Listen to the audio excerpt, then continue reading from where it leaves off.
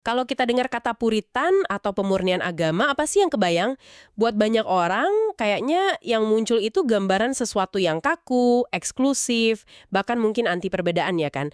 Tapi, gimana kalau saya bilang gerakan yang di Indonesia sering banget dicap Puritan? Yaitu Muhammadiyah. Malah punya sekolah dan universitas yang mayoritas siswanya itu Kristen dan Katolik.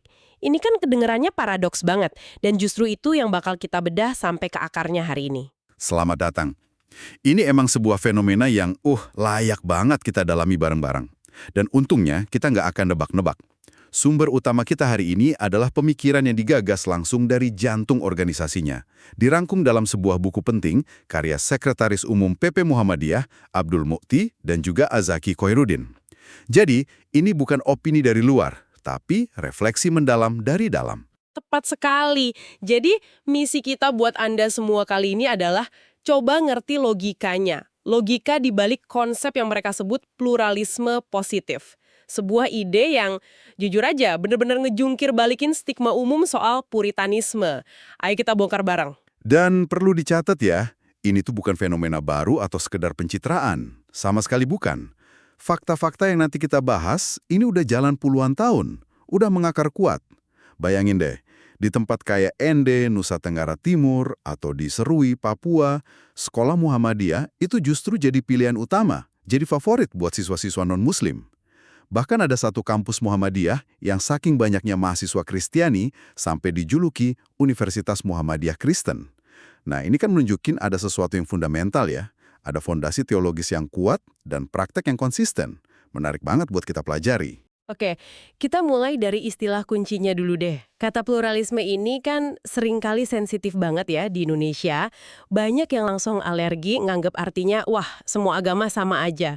Nah, berdasarkan sumber yang kita pegang, apa sih yang ngebedain konsep pluralisme positif ala Muhammadiyah ini dari gagasan sinkretisme yang sering ditakutin itu? Pertanyaan yang fundamental banget, dan sumber kita ngejawabnya dengan sangat jernih dan tegas. Poin pertama dan utama, ini sama sekali bukan pluralisme sinkretik. Muhammadiyah itu nolak keras ide nyampur-nyampurin akidah atau nganggap semua agama sama dalam kebenaran teologisnya. Itu garis batas yang tebal banget dan nggak bisa ditawar. Nah, pluralisme positif ini bekerjanya di dua ranah yang sengaja dipisahin. Dua ranah yang dipisahin, maksudnya gimana tuh? Bisa dijelasin lagi? Betul. Pertama, itu sikap ke dalam, di ranah teologis atau akidah. Di sini, bagi pemeluknya, Muhammadiyah meyakini kebenaran mutlak ajaran Islam. Akidah itu harga mati, nggak ada kompromi. Tapi yang kedua, nah ini kuncinya, adalah sikap keluar, di ranah sosiologis atau kemasyarakatan. Disinilah mereka jadi sangat inklusif, terbuka, bahkan proaktif bangun kerjasama sama pemeluk agama lain, buat urusan kemanusiaan, sosial, kebangsaan. Ini yang dalam fikih disebut muamalat duniawiyah. Urusan duniawi, gitu. Oke. Saya coba cerna ya. Jadi ada pemisahan tegas antara keyakinan pribadi yang dipegang kuat sama interaksi sosial yang terbuka lebar. Tapi di lapangan, bukannya garis itu seringkali jadi kabur ya? Apa sumber kita ngebahas gimana mereka ngejaga biar ranah sosial yang inklusif ini nggak bocor dan malah ngerusak akidah yang dijaga ketat itu? Pasti ada tantangannya kan? Tentu, tantangannya pasti ada. Dan justru kesadaran akan garis batas itulah yang bikin konsep ini jalan. Kuncinya ada di tujuan. Tujuannya itu bukan buat meleburkan keyakinan, tapi untuk koeksistensi, untuk kerjasama. Gini deh analoginya. Kita bisa bertetangga baik, saling bantu kalau ada hajatan atau musibah, gotong royong tanpa harus ikut campur ritual ibadah di dalam rumah masing-masing kan? Batas rumah ibadah, teologis itu dijaga, sementara halaman sosial bersamanya dirawat dan diperluas. Pemisahan inilah yang bikin interaksi jadi mungkin tanpa ngorbanin keyakinan inti. Oke, pemisahan ranah teologis dan sosiologis. Ini ngebawa kita ke jantung paradoks yang kita omongin di awal tadi. Gimana bisa sebuah gerakan yang tujuan awalnya itu memurnikan Islam dari yang mereka sebut TBC, tahayul, bid'ah, curafat, dan dari budaya lokal yang dianggap nggak sesuai, kok malah jadi terbuka banget sama kelompok agama lain? Bukannya logikanya harusnya kebalik ya? Makin murni harusnya makin eksklusif, makin tertutup kan? Nah, Disinilah letak, kejeniusan teologis yang dijelasin di buku ini. Ada dua fondasi utama yang bikin Puritanisme ini, alih-alih melahirkan eksklusivitas, malah melahirkan keterbukaan. Fondasi pertama, tauhid yang murni itu menghasilkan egalitarianisme. Tunggu. Ini benar-benar ngebalikin logika umum. Tauhid yang murni menghasilkan egalitarianisme. Maksudnya, keyakinan yang kuat pada satu Tuhan justru bikin kita ngelihat semua manusia itu setara. Tolong diurai, ini menarik banget. Tepat sekali. Logikanya gini, ketika ajaran Islam dimurnikan dari berbagai unsur yang dianggap feodal, mistis, atau tahayul, apa yang sisa? Yang tersisa itu kan hubungan yang sangat murni, langsung, vertikal, antara seorang manusia dengan Tuhan yang Maha Esa. Nggak ada lagi perantara, nggak ada manusia keramat, nggak ada kasta, nggak ada konsep darah biru yang bikin sebagian manusia lebih superior.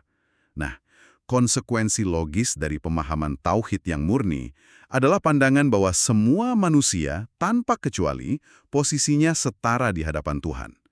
Pandangan yang sangat egaliter inilah yang jadi dasar mereka buat ngelihat pemeluk agama lain bukan sebagai lian yang lebih rendah, tapi sebagai sesama manusia yang setara, yang sama-sama punya hak buat hidup, bermartabat, dan maju. Wah, saya nangkep alur logikanya. Jadi, justru karena pemurnian tauhid bikin hubungan sama Tuhan jadi sangat langsung, sekat-sekat feodal antar manusia malah jadi runtuh. Oke, ini bagian pertama dari jawaban paradoks kita tadi. Keren. Terus, fondasi yang kedua gimana? Apa yang bikin mereka proaktif keluar? Fondasi kedua adalah kembali ke misi universal Al-Quran itu sendiri. Ingat, gerakan pemurnian ini kan artinya kembali ke sumber utama, Al-Quran dan Sunnah. Dan di dalam Al-Quran, itu banyak banget perintah yang jelas buat saling mengenal, lita'arafu, bukan buat saling benci atau curiga. Ada perintah eksplisit buat kerjasama dalam kebaikan dan takwa, ta'awanu alal birri wat taqwa.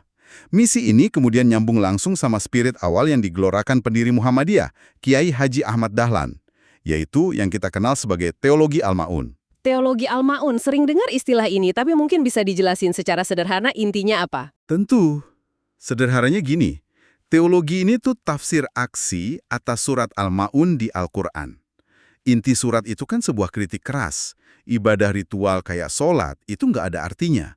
Bahkan bisa dianggap pendusta agama kalau kita cuek sama nasib fakir miskin dan anak yatim.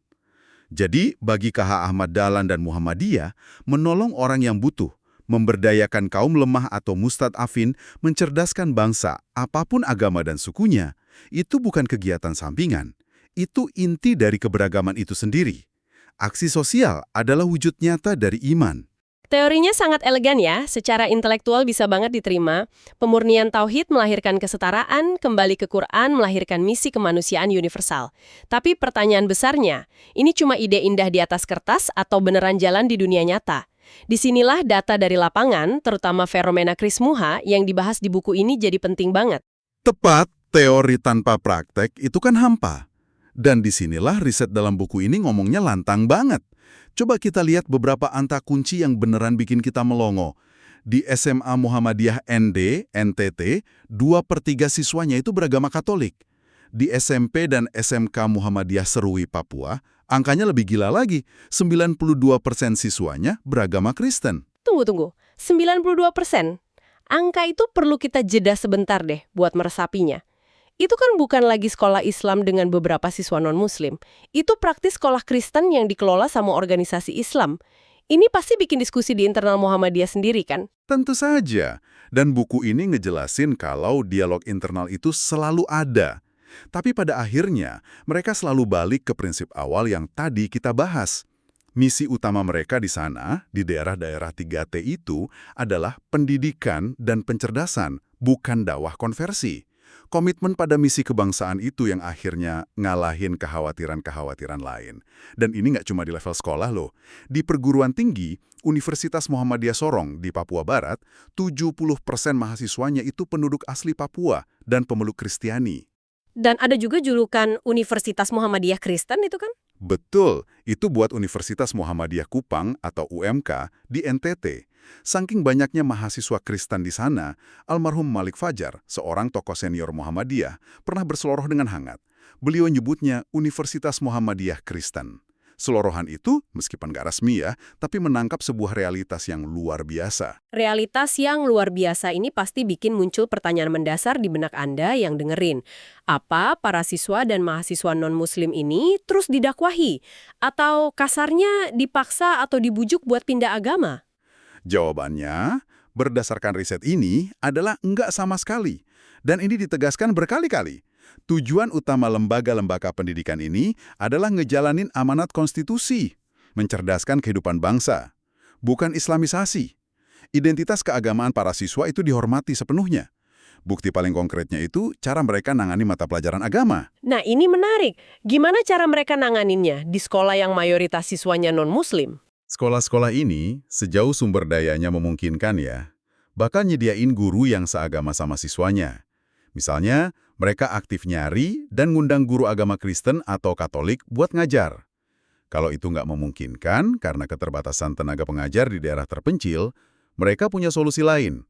Secara berkala, pihak sekolah bakal ngundang romo, pastor atau pendeta dari gereja setempat buat datang ngasih bimbingan rohani ke para siswa. Praktik ini oleh penulis buku disebut sebagai toleransi institusional. Wow, jadi bukan cuma individu gurunya yang toleran, tapi institusinya secara aktif memfasilitasi kebutuhan spiritual siswa yang beda keyakinan. Ini bukan lagi sekedar toleransi pasif yang sering kita dengar. Kalau gitu, apa sebenarnya makna di balik istilah Krismuha atau Kristen Muhammadiyah itu? Apa ini semacam sinkretisme baru? Bukan. Dan Sumba ini nekenin banget perbedaannya. Krismuha itu bukan fenomena teologis, tapi sebuah varian sosiologis. Artinya, mereka itu orang-orang Kristen yang sekolah di lembaga Muhammadiyah. Mereka tetap jadi pemeluk Kristen yang taat, rajin ke gereja, megang teguh imannya. Tapi, dalam kehidupan sehari-hari, cara berpikir dan etos kerjanya, mereka nyerap nilai-nilai khas Muhammadiyah. Nilai-nilai atau etos kayak apa tuh? Seperti disiplin yang tinggi, cara berpikir yang lebih rasional dan gak mistis, semangat buat maju, dan etos kerja keras untuk berkemajuan. Jadi, seorang Krismuha itu adalah orang Kristen yang secara sosiologis bercita rasa Muhammadiyah dalam cara pandangnya terhadap dunia. Dan bukti paling kuat bahwa identitas agama mereka nggak diganggu, malah dihormati, adalah hasilnya. Banyak banget alumni sekolah dan Universitas Muhammadiyah di daerah-daerah ini yang kemudian jadi pendeta, pastor, biarawati, dan pelayan gereja yang sangat dihormati di komunitas mereka. Itu bukti yang nggak bisa dibantah sih. Sekolah Muhammadiyah justru ikut nyetak kader-kader pelayan umat Kristiani. Ini beneran sebuah ironi yang sangat indah dan jadi jawaban akhir dari paradoks kita. Bahkan saya baca Wali Kota Jayapura, Ben-Hur Tomimano, yang juga alumni SMP Muhammadiyah, secara terbuka ngakuin jasa besar Muhammadiyah dalam pendidikan anak-anak di Papua. Betul sekali.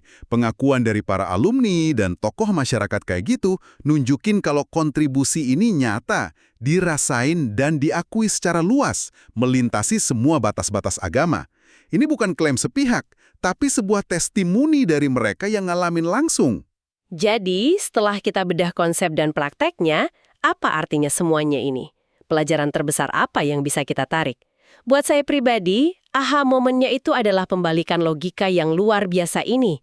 Ternyata, semakin murni dan kokoh pemahaman tauhid seseorang, yang artinya hanya menyembah satu Tuhan, seharusnya dia akan jadi semakin egaliter, semakin nyaman dia bekerja sama dengan siapapun dalam urusan kemanusiaan, karena dia melihat semua manusia setara di hadapan Sang Pencipta. Kesalehan sejati ternyata nggak melahirkan eksklusivitas, tapi justru inklusivitas sosial. Saya setuju banget dengan kesimpulan itu. Dan kalau kita tarik ke konteks yang lebih luas, konteks keindonesiaan, apa yang dipraktikkan Muhammadiyah di daerah-daerah terpencil ini adalah wujud nyata dari merawat kebinekaan, sekaligus menjalankan amanat konstitusi. Ini bukan lagi toleransi yang cuma ada di ruang seminar atau di atas kertas. Ini adalah model toleransi yang nggak cuma diucapin, tapi dihidupi dan dipraktikkan setiap hari.